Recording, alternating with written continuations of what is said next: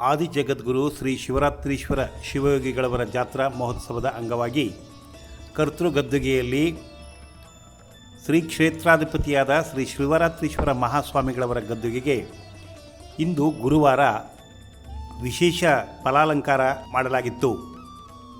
ಫಲಾಲಂಕಾರದಲ್ಲಿ ಬಾಳೆಹಣ್ಣು, ಹಲಸಿನ ಹಣ್ಣು, ಪಪ್ಪಾಯಿ, ಸೇಬು, ಮೋಸಂಬೆ, ಅನಾನಸ್ ಇವೇ ಮೊದಲಾದ ವಿವಿಧ ಬಗೆಯ ಹಣ್ಣುಗಳಿಂದ ಸ್ವಾಮಿಯು ಕಂಗೊಳಿಸುತ್ತಿದ್ದರು.